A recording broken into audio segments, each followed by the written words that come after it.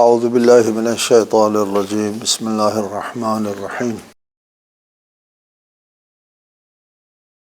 الحمد للہ رب العالمین والصلاة والسلام علی اشرف الانبیاء والمرسلین وآلہ الطیبین الطاہرین اعوذ باللہ من الشیطان الرجیم ان ربکم اللہ الذی خلق السماوات والارض فی 6 ایام ثم استوى على العرش يدبر الأمر ما من شفيع إلا من بعد إذنه ذلكم الله ربكم فاعبدوه أفلا تذكرون۔ سورہ یونس آیت 3۔ یقیناً تمہارا رب وہ اللہ ہے جس نے آسمانوں اور زمین کو 6 دنوں میں پیدا کیا، پھر اس نے عرش پر اقتدار قائم کیا، وہ تمام امور کی تدبیر فرماتا ہے، اس کی اجازت کے بغیر کوئی شفاعت کرنے والا نہیں ہے، یہی اللہ تمہارا رب ہے، بس اسی کی عبادت کرو، کیا تم نصیحت نہیں لیتے؟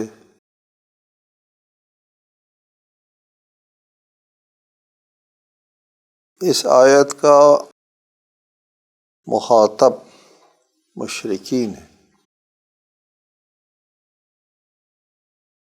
جو غیر اللہ کو رب مانتے ہیں اور تدبیر امور زندگی کے وہی مسئول سمجھتے ہیں غیر اللہ کو۔ اللہ کے علاوہ دوسرے ارباب کو وہ اپنی زندگی کے مدبر سمجھتے تھے، وہ وحی نبوت اور آخرت کے قائل نہ تھے کہ آخرت نہیں ہے، وہ اپنی دنیاوی زندگی کے سلسلے میں اپنے بتوں کی عبادت کرتے تھے، وہ غیر اللہ کو رب سمجھتے تھے، غیر اللہ کو مدبر حیات سمجھتے تھے۔ اس کائنات کا چلانا، اس کائنات کی تدبیر ان ارباب کے پاس موجود ہے، وہ اللہ کو خالق سمجھتے تھے، خالق اللہ ہے، مدبر اللہ نہیں ہے۔ اللہ تعالیٰ نے ان ارباب کو، جو اللہ تعالیٰ کی اولاد ہے، اللہ تعالیٰ کی بیٹیاں ہیں، کیا ہے، ان کے سپرد کر دیا ہے، اب ہم ان کا پوجا کرتے ہیں۔ پھر ان لوگوں نے اپنے جو معبود تھے، ان کے معبود، ان کی شبیہیں بنانا شروع کر دی۔ شبیہ کو شروع میں قبلے، جیسے طرح ہمارے ہاں قبلہ ہے، اس کی حیثیت حاصل تھی، اس کی طرف رخ کر کے اس معبود حقیقی، جو ان کے نظر میں حقیقی معبود ہے، ان کی عبادت کرتے تھے، ان کے لیے پوجا کرتے تھے، ان بتوں کو قبلہ بنا کر۔ بعد میں رفتہ رفتہ جاہل بت پرستوں نے انہی بتوں ہی کو معبود بنا دیا۔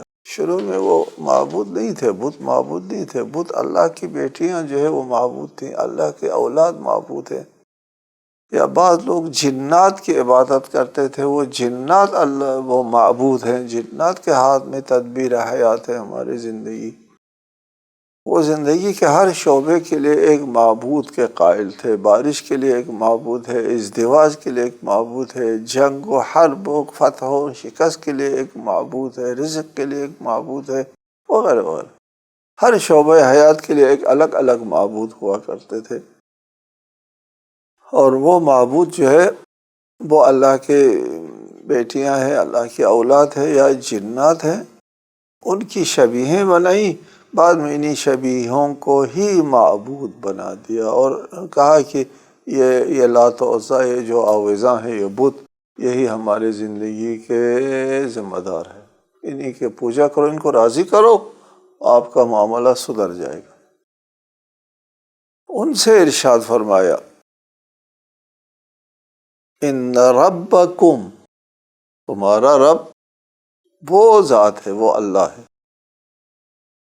الذی خلق السماوات والارض فی ستۃ ایام، جس نے آسمانوں اور زمین کو 6 دنوں میں پیدا کیا ہے۔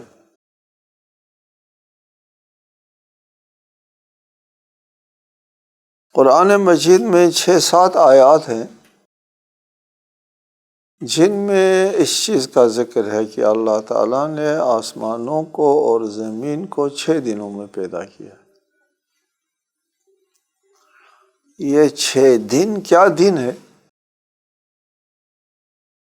اس کو اچھی طرح سمجھ لینا چاہیے کہ اللہ تعالیٰ نے فرمایا آسمانوں کو اور زمین کو ہم نے 6 دنوں میں پیدا کیا ہے۔ مختلف زمانوں کے لیے لفظ یوم استعمال کیا جاتا ہے۔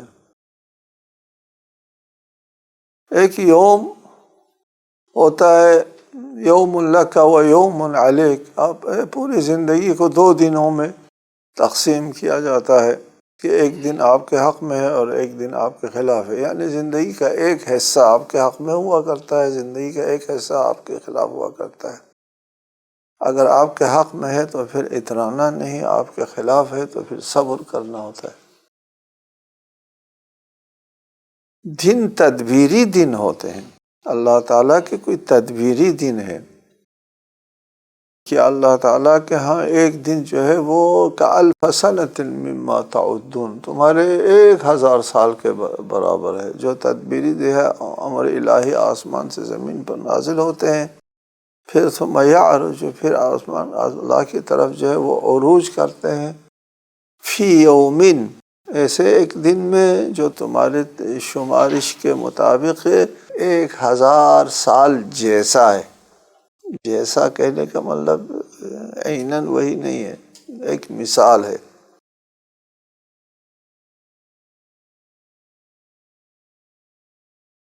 یہاں پر آسمان اور زمین کی تخلیق کے لیے جو یوم استعمال ہوا، کون سا یوم؟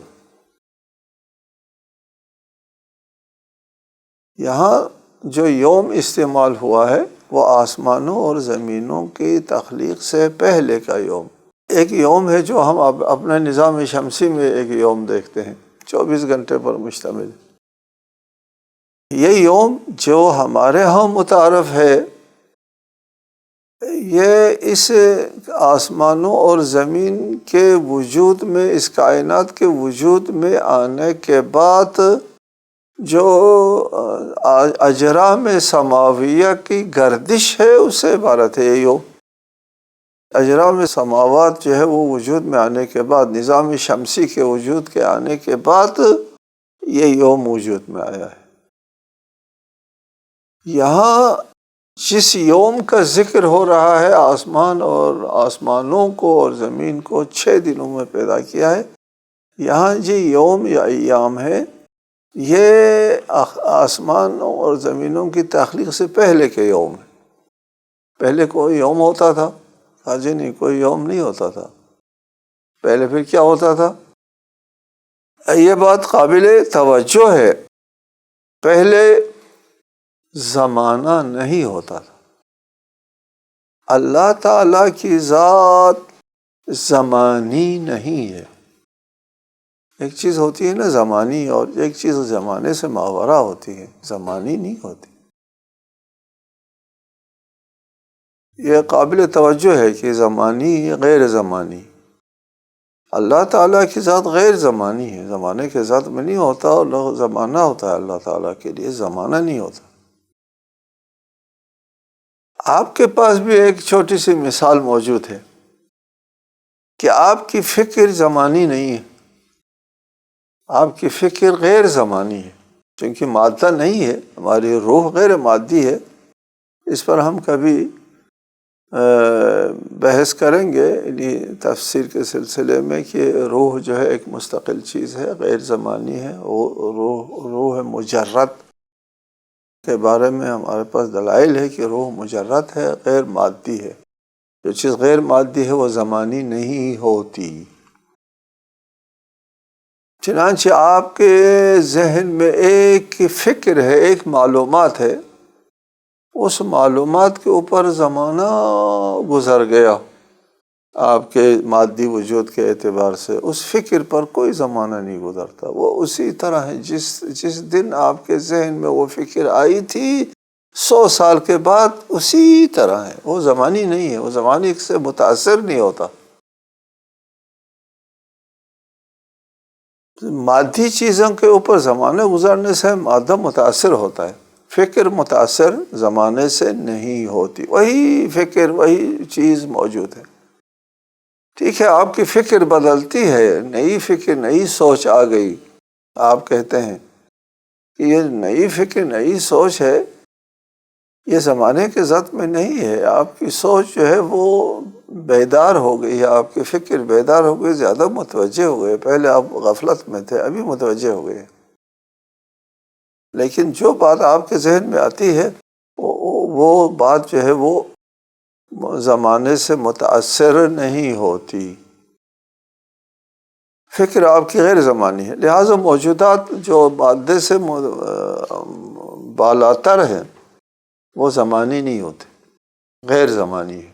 اللہ تعالیٰ کی ذات تو بہت اونچی ہے زمانہ اور زمانیات سے، لہٰذا اللہ تعالیٰ جب کائنات کو بنا رہا تھا اس وقت کوئی زمانہ نہیں تھا۔ اس وقت ایک نظریہ بھی ہے آپ کے پاس، اس زمانے کو سمجھنے کے لیے نظریہ اضافت۔ اس نظریہ اضافت نے کہا ہے کہ اس کائنات میں کوئی چیز مطلق نہیں ہے، ہر چیز اضافی ہے۔ بھئی معنی مطلق ہو تو ہم کہتے ہیں کہ بھئی یہ 5 دن آپ کے لیے بھی 5 دن ہے، فرشتوں کے لیے بھی 5 دن ہے، کل کائنات کے سب کے لیے 5 دن۔ نظریہ اضافت کے تحت کہتے ہیں نہیں، یہ 5 دن آپ کے لیے 5 دن ہے، اضافت بالاضافت الی الموجودات علی سطح الارض 5 دن ہے، نہ بالاضافہ الی کل شیء 5 دن ہے۔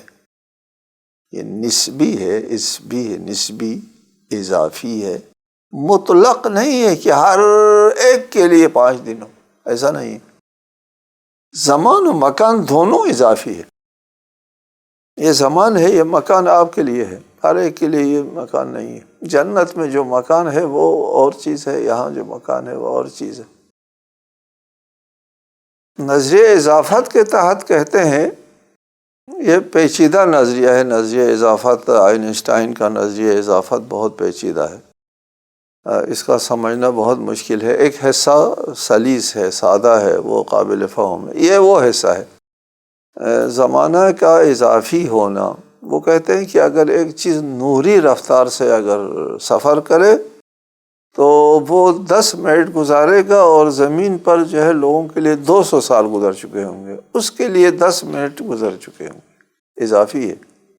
یہ 100 سال ہر ایک کے لیے 100 سال نہیں ہے، وہ جو نور کی رفتار سے سفر کرتا ہے اس کے لیے 100 سال نہیں، اس کے لیے 10 منٹ ہے۔ جب زمانے اضافی ہے، ہر ایک کے لیے ایک جیسا نہیں ہے، مطلق نہیں ہے، تو اللہ تعالیٰ کی ذات کے لیے زمانہ نہیں ہوتا، زمانہ نہیں ہوتا۔ اللہ کی ذات زمانی نہیں ہے، اللہ کا عمل بھی زمانی نہیں ہے۔ اللہ کا مخلوقات میں سے ہم جیسے جو مخلوقات ہیں وہ زمانی ہیں، اللہ تعالیٰ کا عمل، اللہ تعالیٰ کی ذات جو ہے وہ زمانی نہیں ہے۔ جب اللہ تعالیٰ کی ذات زمانی نہیں ہے تو یہاں کیا فرمایا کہ فی 6 ایام، 6 دنوں میں، تو اس سے ہم یہ سمجھیں گے کہ 6 دنوں سے 6 دن نہیں ہے، یہ زمانہ نہیں ہے۔ جس کو ہم سمجھتے ہیں وہ زمانہ نہیں ہے، پھر کیا ہے؟ یہ زمانہ نہیں ہے، کیا چیز ہے؟ کبھی ایسا ہوتا ہے کہ اللہ تعالیٰ کو اس سرزمین سے یعنی ہماری دنیا سے ماورا چیزوں کو بیان کرنا ہوتا ہے، ماورا چیزوں کو بیان کرنا ہوتا ہے جو ہمارے حواس سے ماورا ہے، بالا تر ہے، ایک چیز۔ دوسری چیز، ہم صرف ان چیزوں کو سمجھ سکتے ہیں جن چیزوں کو ہم نے دیکھا ہے، یہ حواس میں ہم نے لمس کیا ہے، چکھا ہے، یہ سونگھ لیا ہے، ان کو ہم سمجھ سکتے ہیں۔ جو چیزیں ہمارے حواس میں نہیں آئی ہے ان کو ہم نہیں سمجھ سکتے۔ فرض کر لیجئے اگر پانی کا سرے سے وجود نہ ہوتا تو ہم پانی کو نہیں سمجھ پاتے تھے، پانی کا نام بھی نہ ہوتا، اس کا تصور بھی ہمارے ذہن میں نہ ہوتا اگر پانی اس کائنات میں موجود نہ ہوتا۔ لہٰذا وہ جو اس محسوساتی دنیا سے ماورا چیزیں ہیں ان کو ہم سمجھ نہیں سکتے۔ اللہ تعالیٰ کو وہ بیان کرنا ہوتا ہے تو کیا کرے گا اللہ تعالیٰ؟ وہ ہمارے محسوسات کو سامنے رکھ کر کے بات کرے گا۔ اور قرآن میں بہت سے ایسی مثالیں موجود ہیں جن کو متشابہات بھی کہتے ہیں، ٹھیک ہے، متشابہات کہتے ہیں کہ وہ ہمارے محسوسات کو سامنے، لما خلقت بیدی، جس کو میرے دو ہاتھوں نے بنایا۔ اللہ کے ہاتھ نہیں ہوتے، کیوں ہاتھ کہا؟ ہاتھ طاقت کو کہتے ہیں۔ ہاتھ کا لفظ اس لیے استعمال کیا کہ ہم اسی بات کو سمجھ سکتے ہیں۔ مثال دیا کرتا ہوں کہ ایک ان پڑھ عورت ہے کسی دیہات میں جس نے تمدن کا چہرہ نہیں دیکھا، اس کا بیٹا پڑھا لکھا ہوتا ہے، شہر میں آتا ہے، کمپیوٹر سیکھتا ہے، کوئی جا کر کے اس بوڑھی عورت سے کہہ دے تمہارا بیٹا کمپیوٹر سیکھ رہا ہے، وہ کیا سمجھے گی؟ نہیں سمجھے گی نا۔ اس کو سمجھانے کے لیے کیا کرنا ہوگا؟ اس کی گرد و پیش میں جو چیزیں ہیں اس کے ذریعے سمجھانے کی کوشش کی جا سکتی ہے، ورنہ وہ نہیں سمجھ سکے یہ کمپیوٹر کیا چیز ہے۔ یہاں ایک غیر زمانی چیز کو ہمارے لیے سمجھانا ہے جو زمانے کے علاوہ ہم نہیں سمجھ سکتے۔ اس کے لیے اللہ تعالیٰ نے جس طرح بیدیہ کہا ہے کہ اپنے دو ہاتھوں میں کہا، اسی طرح یہاں یوم کہا ہے، فی ستۃ ایام، 6 دنوں میں پیدا کیا ہے۔ 6 دنوں سے مراد 6 مراحل۔ وہ 6 مراحل کیا ہیں؟ جیسا کہ فرمایا الف سنۃ، 1000 سال جیسا ہے، جی خود نہیں ہے۔ یہاں بھی یوم سے مراد 6 مراحل ہیں۔ وہ 6 مراحل کیا ہیں ہم آپ کے لیے معلوم نہیں ہے۔ وہ 6 مراحل کیا ہے؟ پہلے مرحلے میں یہ پیدا ہوا، دوسرے مرحلے میں یہ پیدا ہوا، چوتھے مرحلے میں، اور 5ویں مرحلے میں، اور اللہ تعالیٰ نے اس کائنات کو تدریجاً خلق کیا ہے۔ عالم خلق تدریجی ہوتا ہے۔ اس زمین کو قابل سکونت بنانے کے اوپر جو ہے وہ 4 دن لگ گئے۔ وَقَدَّرَ فِيهَا أَقْوَاتَهَا فِي 4 أَيَّامٍ سَوَاءً لِلسَّائِلِينَ۔ زمین میں جو ہے ہمارے لیے روزی قوت بنایا اللہ تعالیٰ نے 4 دنوں میں۔ تدریجی عمل ہے، اللہ تعالیٰ کا عمل جو ہے وہ تدریجی۔ بتانے یہ مقصود ہے کہ اس کائنات کو تدریجی عمل کے ذریعے ہم نے پیدا کیا ہے۔ وہ ہے تمہارا رب، نہ وہ بت جس کا اس کائنات کی تخلیق میں کوئی کردار نہیں، نہ ہو سکتا ہے، نہ قابل تصور ہے۔ ثم استوى على العرش،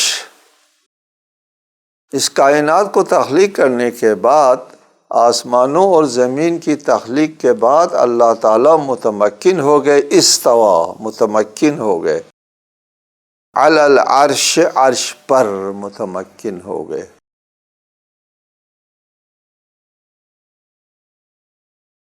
تمکن یعنی اقتدار قائم کیا، عرش کے اوپر اللہ تعالیٰ متمکن ہو گئے، عرش کے اوپر اللہ تعالیٰ نے اقتدار قائم کیا۔ یہ بات قابل توجہ ہے کہ عرش کیا چیز ہے، بتایا کرتا ہوں، پہلے بھی کئی بار بتایا آپ کو کہ عرش کیا چیز ہے، کرسی کیا چیز ہے۔ یہ اسی چیز سے مربوط ہے جس کا میں نے ابھی بیان کیا۔ اللہ تعالیٰ کو اپنی ملکوتی چیزیں ہم محسوس پرستوں سے بیان کرنا پڑتا ہے جو قابل فہم و درک نہیں ہے ہمارے لیے۔ ہم صرف اور صرف محسوسات کو سمجھ سکتے ہیں، جن کو ہم نے لمس کیا ہے، جن کو ہم نے چھویا ہے، دیکھا ہے، چکھا ہے، سونگا ہے، ان چیزوں کو سمجھ سکتے ہیں۔ جو ہمارے محسوسات سے ماورا چیزیں ان کو ہم نہیں سمجھ سکتے، اس لیے اللہ تعالیٰ نے کہہ دیا تخت، تخت کو ہم نے دیکھا ہے، ہم سمجھ سکتے ہیں۔ کرسی، کرسی کو ہم نے دیکھا ہے کہ اقتدار و حکومت والے کرسی کے اوپر بیٹھتے ہیں۔ اس لیے یہ تعبیر کرسی سے مراد اللہ تعالیٰ کی حاکمیت اعلیٰ، وسع کرسیہ السماوات والارض، اللہ تعالیٰ کی حاکمیت جو ہے وہ وسیع تر ہے، آسمانوں زمینوں سے بھی وسیع تر ہے۔ اللہ تعالیٰ کی حاکمیت صرف یہی کائنات جو مخلوق ہے اس میں نہیں ہے، جس کائنات کا آپ تصور نہیں کر سکتے، عالم خلقت سے پتہ نہیں کتنے مراحل دور ہیں، ان پر بھی اللہ تعالیٰ کی حاکمیت ہے۔ وسع کرسیہ السماوات والارض۔ یہاں پر گفتگو زیادہ لمبی نہ ہو جائے، یہاں پر کیا ہے، عرش سے مراد کیا ہے؟ عرش، کرسی سے مراد اقتدار ہے، عرش سے مراد تدبیر کائنات ہے۔ تدبیر، اللہ تعالیٰ کے مقام تدبیری کو عرش کہتے ہیں، اللہ تعالیٰ کے مقام حاکمیت کو کرسی کہتے ہیں۔ یہ لوگ، یہ مشرکین تدبیری امور کو سمجھتے تھے کہ ہمارے معبودوں کے ہاتھ میں ہے۔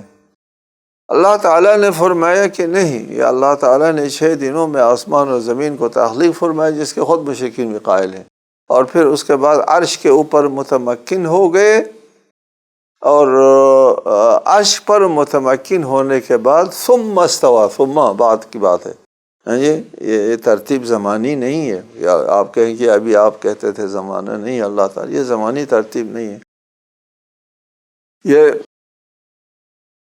درجہ بندی ہے رتبے کے اعتبار سے، کہ آسمان اور زمین کی تخلیق کے بعد اللہ تعالیٰ نے اپنی تدبیری نظام کو نافذ کیا۔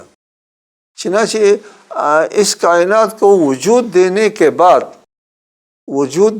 بعد یہ کائنات اللہ سے بے نیاز نہیں ہے۔ ہم لوگ کوئی چیز بنا دیتے ہیں، ایک مشینری کسی نے بنا دی اور وہ بنانے والا مر گیا تو مشینری ٹھیک ٹھاک چل رہی ہوتی ہے، اس کا وجود اس بنانے والے پر محتاج نہیں ہے، نیاز مند نہیں ہے۔ لیکن اللہ تعالیٰ جب کائنات کو یا کوئی بھی چیز ہے وہ وجود دیتا ہے، اول تو عدم سے وجود میں لے آتا ہے، اور اس کا وجود بھی اللہ کے محتاج ہے، غیر اللہ اس کو وجود نہیں دے سکتا، اس کی بقا بھی اللہ تعالیٰ کے محتاج ہے، کائنات کی بقا بھی اللہ تعالیٰ کے محتاج ہے۔ جس طرح وجود میں اللہ کا محتاج ہے، بقا میں بھی اللہ تعالیٰ کا محتاج ہے۔